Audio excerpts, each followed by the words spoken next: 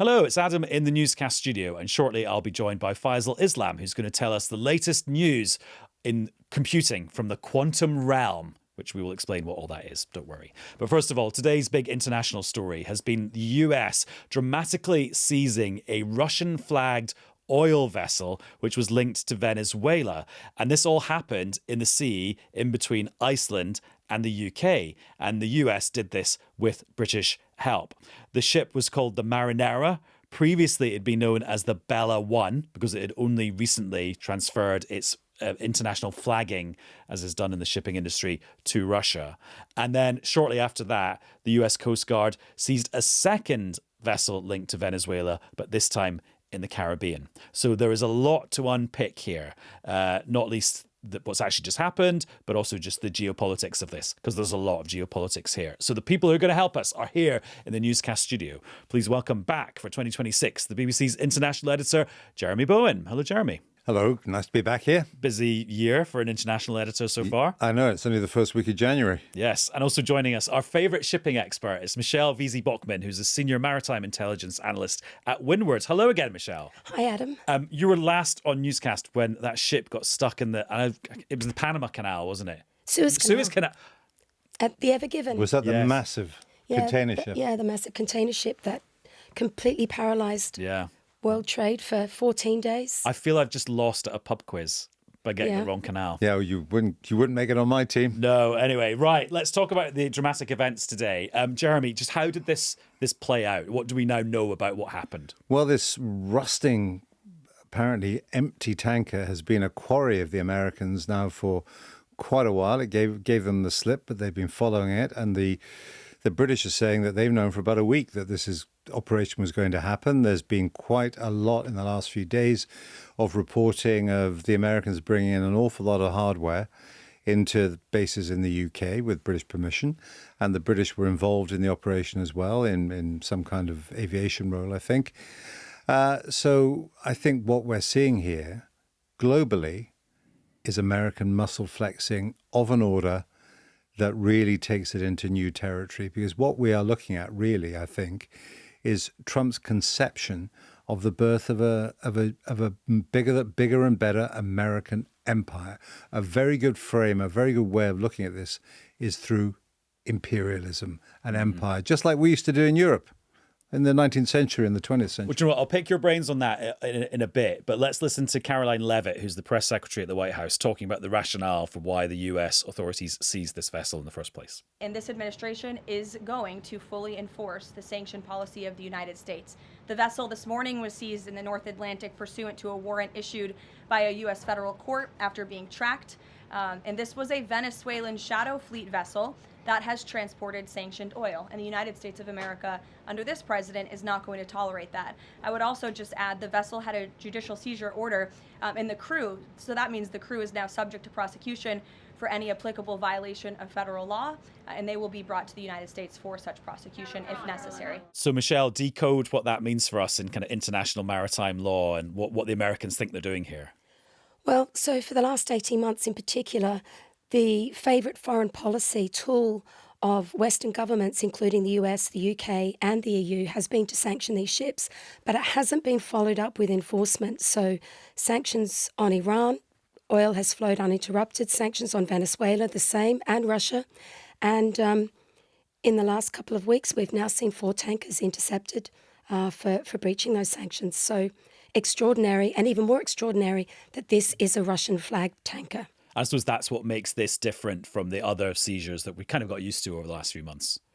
Well, that's right. And the US has previously seized tankers with Iranian oil using a civil forfeiture in rem procedure. They did it under Trump, and they've also, the first in administration also with Biden.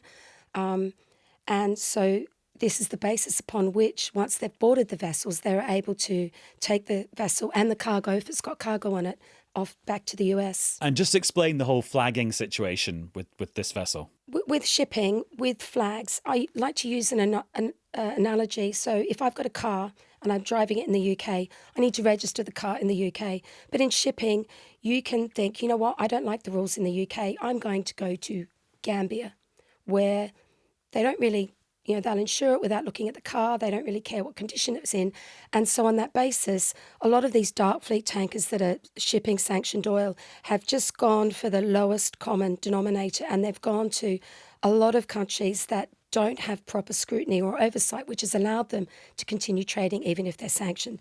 So in the case of nearly all shadow fleet vessels, dark fleet vessels, they choose permissive flag registries in order to continue trading. But in the case of the Bella 1 Marinera, after the first interdiction failed and it was falsely flagged, so it was stateless, it didn't even have a registry, it reflagged to Russia. And that really changed the game because Russia typically hasn't really claimed any of its dark fleet vessels until after the Skipper interdiction on December 10. That was the very first tanker that was seized by the US. Since then, we've tracked 21 tankers that have reflagged to Russia like that. Right. So this is really significant. It's kind of a game change. And so it could mean that maybe regimes like Iran, Russia, Venezuela, if they want to shift their oil, they're going to have to do it on their own fleet now. And so would you reflag as Russian so you could get Russian protection if you then got intercepted by the Americans? Well, I think if you're stateless, which about 2/3 of sanctioned vessels are, so they're purporting to fly a flag either of a registry that doesn't exist or they'll just broadcast they're still with the flag that they've been booted out of. They've been vulnerable to interception because under the United Nations Convention of the Law of the Seas, Article 110 allows for an authority to board them. Being flagged with Russia, they're thinking that affords them protection. Now, we don't know the legal basis upon which the interdiction was done today, which I note was done just outside, just as it came into the economic exclusion zone of Iceland, a NATO member. So it may be a different basis upon which it was seized than the other three, but we don't know yet. And Jeremy, the Russia element to this, it seemed very tense at about lunchtime, didn't it? Because the reports emerged that there was a Russian submarine in the area that was going to go and intercept the people who were trying to intercept the ship. But then this evening, it seems like the Kremlin has tried to sort of dial things down. Yeah, their response has been actually very low key. You can imagine in a slightly different set of circumstances, the fact that a Russian flagged ship, even temporarily flagged, as the Russians have been quite loudly pointing out, has been apprehended by the Americans with the help of the Brits, would be something they get very hot under the collar about. But they've been saying things like protect the crew, release them, treat them well. And I think that's because they're watching this absolute fury of activity coming from Donald Trump and wondering what's in it for them. Because what Donald Trump has been doing in the last, it's time. What is it now? Wednesday? Yeah. This all started on Saturday morning. Since they took Maduro out of Venezuela, the Americans have been, I think, showing more starkly than ever how they believe power should run in the world, and that is essentially a new age of imperialism. They're talking like an imperial power about not just about Venezuela, but about Greenland. And actually, when the British had a very large Royal Navy during our days of empire, we used to intercept vessels on the high seas, take their cargoes, do all those sorts of things. The Americans are doing it. And they're behaving like an imperial power. And I think that one of the reasons perhaps why the Russians are being a bit quiet about it is if you can have an American empire, you can have a Russian empire. And if you can have a Russian empire and an American empire, you can have a Chinese empire. And so for those countries who have designs on their neighbors, then this might be quite a favorable time. And of course, a very nervy time for those who could be on the wrong end of it. And talking of old school things, Michelle, like there's some old school, old fashioned sounding elements to this story about this ship. For example, it going dark and sort of just disappearing off the radar for a bit. Yeah, the deceptive shipping practices 101, to go dark, to turn off your automatic identification system so you can't be seen. Well, that didn't turn out that well for them because, we've got remote sensing intelligence these days, and we've actually seen satellite images of the tanker being, traced and tracked by a US Coast Guard vessel. So spoofing their location. Basically lying about where they were. Yeah. So, I mean, a lot of Venezuelan oil, I mean, when we did the numbers, I would say about 60% of tankers that are calling to load in Venezuela are deploying some sort of deceptive shipping tactic in order to try and hide the origin and the destination of the oil. So, it's quite common. It's really embedded in the dark fleet and completely outside international rules-based order. So in one sense, the US and the UK are really doing the world a favour by seizing these vessels and removing them from the market because they are really a threat to the environment because they're so unsafe, maritime security and safety. So that's another way to look at this these interceptions as well. And Jeremy, the statement from the British and the Defence Secretary John Healey today, he was very unapologetic about being involved in this. It wasn't like the Venezuela situation where the British government was sort of hedging its bets and trying not to say anything. They were fully behind the Americans and, as you said, provided some resources to help. Yeah, well, and trying to take, as you were saying, one of these unsafe vessels out of circulation is something they can get behind quite easily. It doesn't, in international waters, it doesn't have the political implications of going into a sovereign state, even if it's run by a really bad man, and pulling him out, putting him on trial, and seizing their most important industry, which is oil, which is something the Americans are trying to do in Venezuela. So, yeah, it's easier must have been a bit of a sigh of relief in London and Whitehall to be able to get behind this in a more unequivocal fashion, because, of course, when it comes to Venezuela, when it comes to Greenland, when it comes to the idea that the Americans might even be having military plans to attack a NATO partner, which they more or less said, they're looking at military options. Well, that's way more complicated at a time when they are absolutely terrified of enraging Trump and getting him to particularly walk out of not just Ukraine, but wider European security. And it's a sign, just one more thing. Yeah. It's a sign of how weak we are in Europe. We are weak militarily and politically because we're on the sidelines looking at what's going on and having no real way of influencing it. And that is actually, it's a bit of a strange situation for what altogether in Europe, the EU plus Britain and a few other, Norway, is a massive, powerful, rich trading bloc. Yet collectively, they cannot find a way of harnessing that power in a way that the new big empires like Trump's might be able to. Well, and Lord Mandelson is back because he's written an article for The Spectator, which I think comes out in print tomorrow, but I've seen it on email, where he basically says everyone needs to just get with the program. Trump is actually not the cause of all of this. He's the product of all of this changing world. And actually, he says the histrionics about Greenland that the EU's displayed this week, you just need to end that and get round the table with the Americans to do a deal on Arctic security, because ultimately that's what Trump wants, like a more secure Greenland that's a safer Arctic. Well, in 1982, Britain went to war when Argentina took British territory, or what was considered to be British territory in the Falkland Islands. Of course, Argentina disagreed about that. And as the Americans say, no one's going to go to war with them over Greenland. And that is because of this principle I mentioned earlier, which is that Trump is a really confusing guy. It's almost like he spreads confusion as a tactic because it keeps everybody off balance. But some things are consistent. One of the things that's consistent is this feeling that America is super powerful and they can do what they want with impunity. And that's something you always have to keep in mind, I think, with Trump, this feeling that, you remember how he used to boast, I won't use his offensive language, about how he'd respond to women and he could get away with it. And he said when he was running for president, and he said, I can go down Park Avenue and shoot someone, I get away with it. I get away with it, yeah. And now he's thinking, well, I can take a country and get away with it. The thing is, though, is that Venezuela is a big country. It's bigger than Germany. I think it's about the size of California. It's big, big. It's got 28 million people. And it's highly fragmented, factionalized. There are a lot of weapons. There's a lot of ideology. Are they really going to do everything that the Americans want? And the Americans' calculation is that they have a chokehold on them because they will now control the flow of oil out of Venezuela, which is how they keep their regime going. And that's, they believe, is their magic point of leverage on this. Although, Michelle, we learned that this American blockade of Venezuela is not as good as they might like it to be, because the ship that we're talking about today actually evaded the Americans the first time round. Well, that's true, but it had no cargo on board.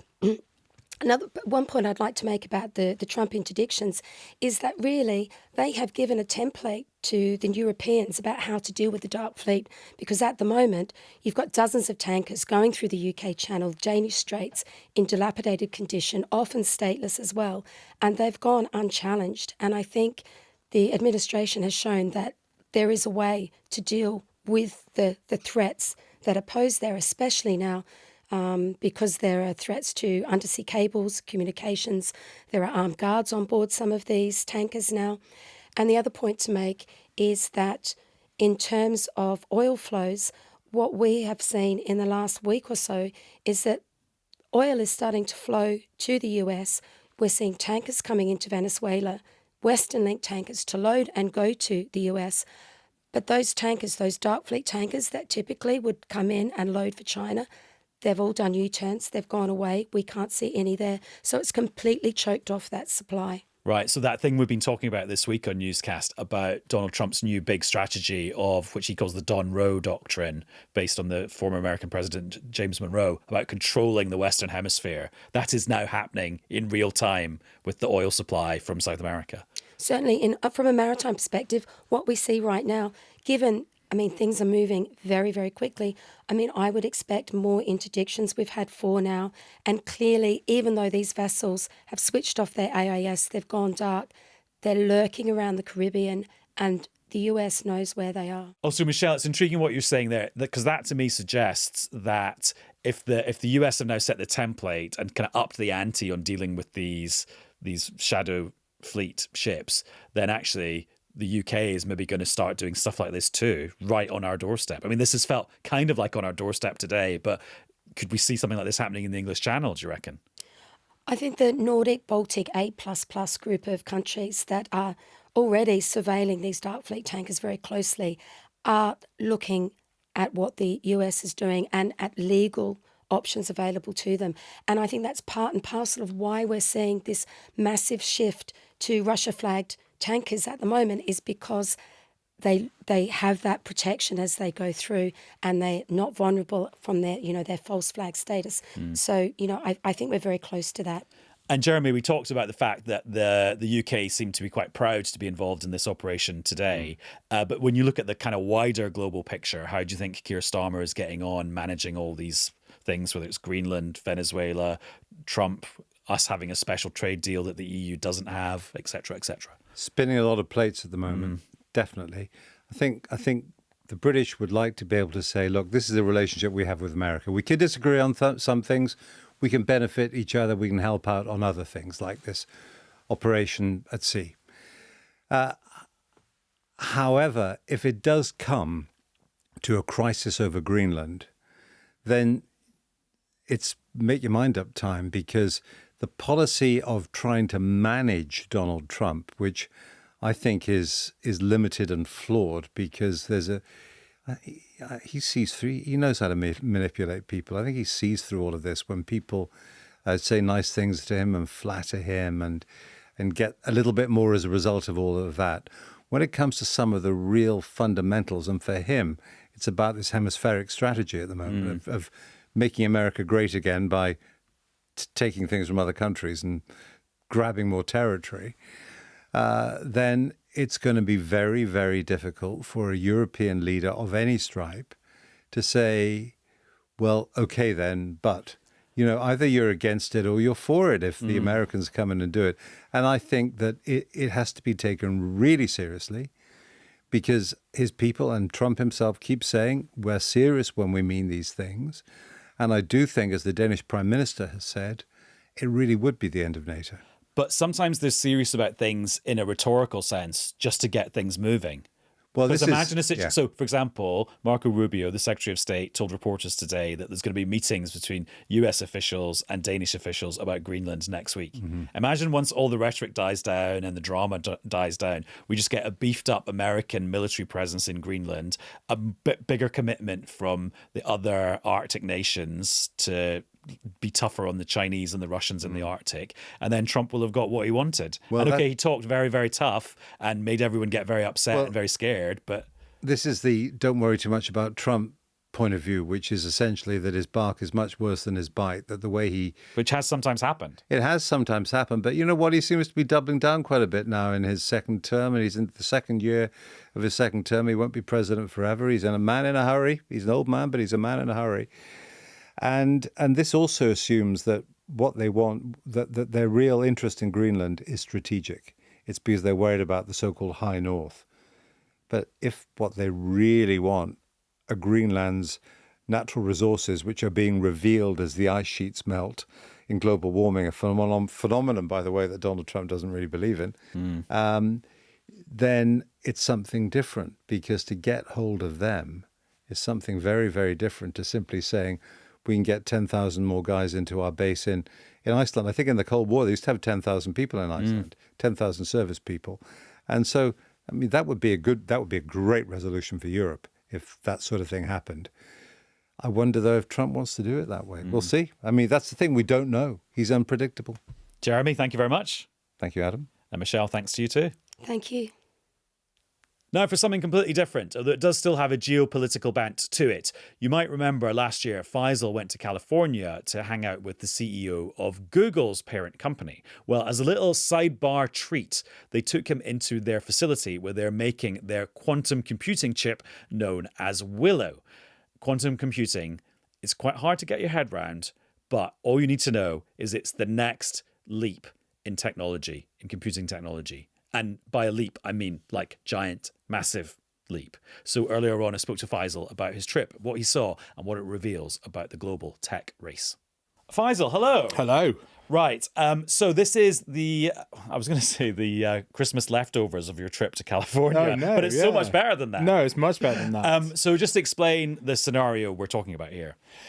So they're classical computers. Everyday computers operate on the well-known principles of binary 0 or 1, these tiny gates, like millions and trillions of them. That's how you convey the data. That's the essential insight all the way back through from the 1940s, if not before.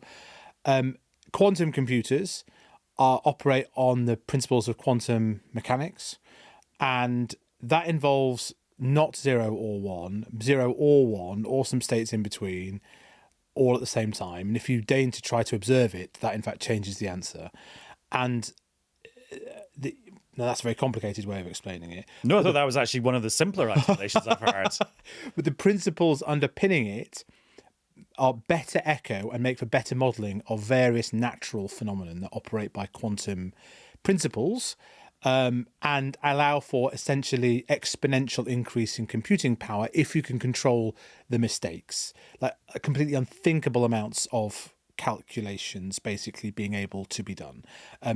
That is the basics of what it is. A more simple explanation would be if you had a tennis ball in like a set of 100 drawers and you wanted to find it, a classical computer would just take out all the drawers one by one sequentially and eventually find a tennis ball. A quantum computer just allows you to just open all the drawers at the same time, instantaneously, and you know where the tennis ball is. I've found when I've tried to get my head around quantum, which I've tried a few times in the last few years and never really succeeded. In fact, sometimes you sort of fleetingly have hold of it, which is quite a quantum thing in itself. Yes.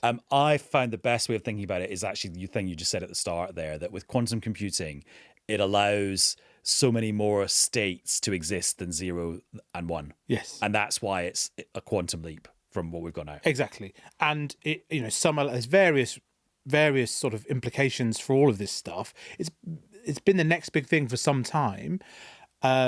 Some would argue that really it's only with quantum computers, functional quantum computers, and we're still not there yet, that you get true artificial intelligence. It all gets a little bit philosophical and metaphysical, to be honest, and we'll probably come onto that in a minute.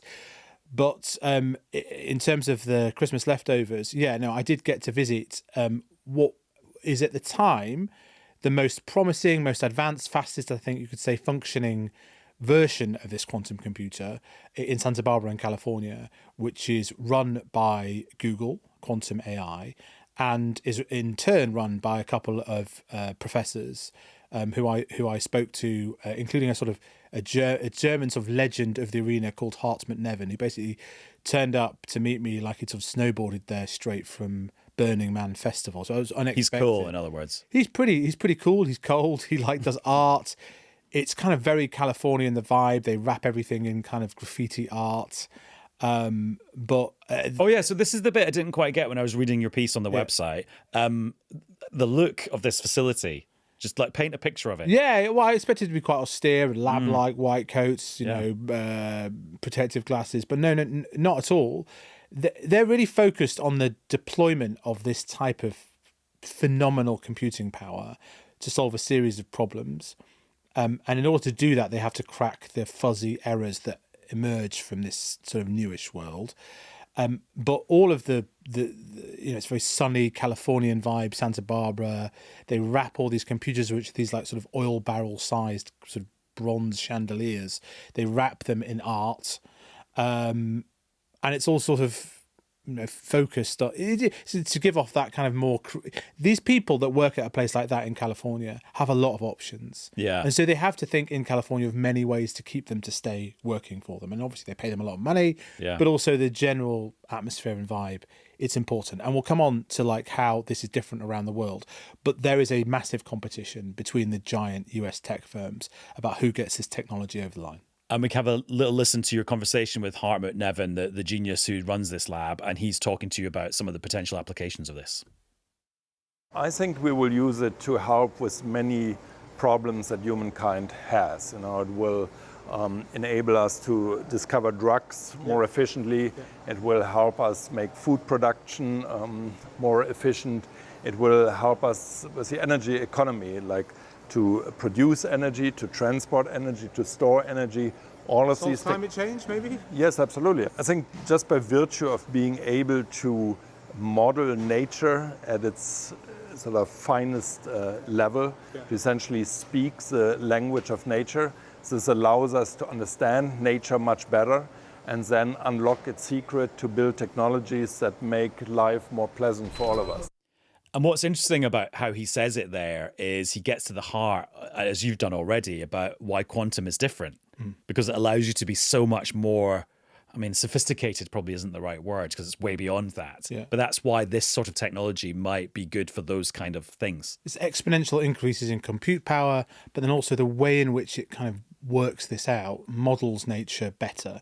So, I was really keen to sort of find out, would you expect in 20, 30 years' time to have a quantum computer in your pocket or wearable or something like that? And I said, no, this is a very specific type of task. It's a sort of massive calculation, frankly, that existing classical computers cannot do. Or, and they've just sort of had proof of concept with one type of calculation that models molecules being formed using the same sort of technology as an MRI scanner. And they said that the calculation that they did would have taken a conventional computer, even a supercomputer, the entire length of the universe, so that's a trillion years, to have done. And they've done that. And essentially what this computer that I saw in California has done is provide proof of concept that you can scale and that you could do so whilst correcting the fuzzy errors that occur. So it's given them... And so now a problem which one expert told me that they thought wouldn't be solved for 10 or 20 years or perhaps never at all, they now think, well, we can maybe do this within 5, 6, 7 years. And so one of the big caveats is, the fact that there's lots of errors that have to be corrected.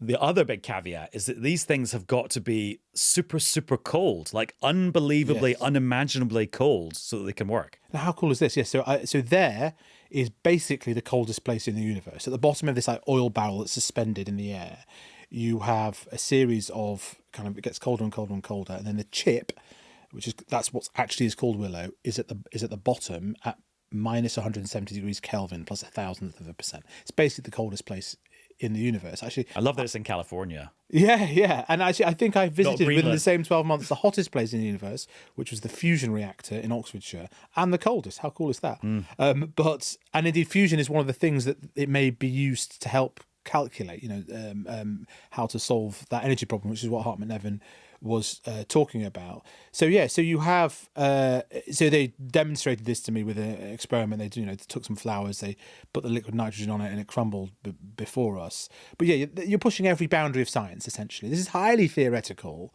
sort of crazy world. When I spoke to the Google chief exec last year, he said, "Well, quantum is now where AI was 5 years ago." That's much quicker than we would have expected. Yeah. The lab that we're in... I thought he would have said 25 years. No. I mean, which is quite something. The lab that we were in, the technology they use is different routes to get to this sort of quantum computing nirvana. This route, we don't need to go into the details of it, it's superconducting qubits, but the technology won the Nobel Prize, and it originated from a British scientist, actually, who went out to California. So all the sort of ducks are in a row now to make this further leap in technological supremacy. And you heard there from Mr. Neven about the positive potential for this world. It's all there, and you just wonder. Now there is a race between the big tech companies, and there is a global race too to get to sort of harness this phenomenal power. And I was left feeling this is like the space race happening. This is like the Manhattan Project. There's quite something going on here. And in terms of who's winning the race, it's from what you're saying, it sounds like Google are doing really well in the States, but from reading your piece, China might be doing best globally. Well, so Google and IBM, and there are other smaller companies that are spun out of universities. Britain is pretty good at this as well. But in terms of, China has decided that it wants to use this technology as part of its 14th five-year plan. A couple of years ago, it amassed all of the private sector efforts and said, well, everything has to go through the state, all the expertise, all the money, all the existing hardware. So that is what has happened. And they have published some pretty impressive results in China and tried to match the output of some of the commercial wins we have seen. And this race really matters. And it matters because although you heard there about the positive potential for the deployment of this compute power, there are darker arenas at work here. Astonishingly interesting. When I was first researching this highly complicated area, somebody in the industry told me, no, have you heard about harvest to decrypt?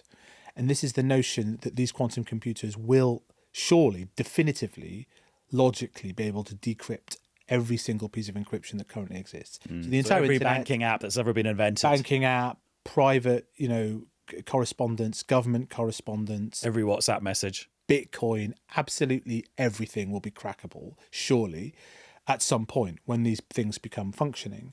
And so the suggestion was, and obviously I'm insufficiently connected in this arena to tell you if this is true or not, that the world's governments, spy agencies or whatever, are currently harvesting treasure troves, petabytes, I think it is, worth of everybody's data, knowing that it's useless to them now, but knowing that their successors in 10 or 20 years' time will be able to decrypt everything, which will provide extraordinary insight into whatever it is that they want to find out in 10 or 20 years' time. So that's harvest to decrypt. That's quite dark. You have the stability of the financial system. The banks, the Financial Conduct Authority have got quantum teams currently trying to work out, exactly where this all goes. And then there's cryptocurrency, Bitcoin. So one of NVIDIA's partners in this arena, in quantum, the chip manufacturer, has said that your Bitcoin's safe till 2030. But then, if it relies on the current level of encryption, it will be crackable by a quantum. The Chinese, for example, have thrown open the use of their model to the commercial sector in China. UK researchers are currently being offered the chance to use Willow, which is the Google chip, as well. There's going to be a big government push in Britain on quantum in the next few weeks with lots of money and the hope that we can, that classic story of being the guys that invent stuff but then never quite commercializing it. Maybe we can sort of turn that around a little bit. But just such a fascinating entanglement of Which is in fact a quantum term. Yeah, no, it definitely is. Yes. Oh, don't get me started. Because of all the particles, how they react to each other. It's called entanglement. It's a fascinating entanglement of tech, of the future of the economy, and the future of power. Because then we've talked, encryption. What is military power in a world of cyber wars, and the power to decrypt? It's absolutely phenomenal to think about. To stand in front of this machine and think, whoever gets there, whoever wins this race, really, it probably is the second quarter of the 21st century will be the quantum era. And whoever wins that definitively, I would say, wins the 21st century.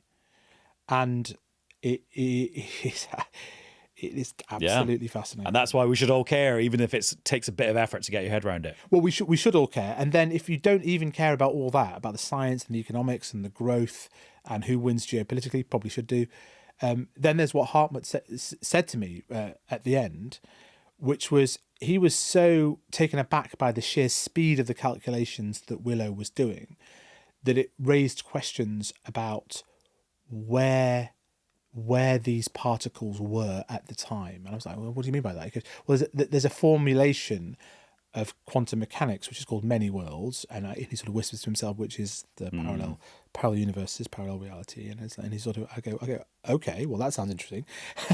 And he said, it doesn't confirm the existence of parallel universes, but it means it's an idea we should take very seriously, the machine. Now, it may well be the case that I, in fact, entered the parallel universe when I went and visited this computer, and this, in fact, isn't happening, or it is happening, but it's some other version, a different version. Some other version is happening over there. But Lewis Goodall's presenting this. But I didn't hugely expect that version. But yes, we'll do parallel universes in another episode. Why not? Or in fact, maybe in a parallel universe that's already been done. Exactly. Who can say? Faisal, thank you very much. Great to be here.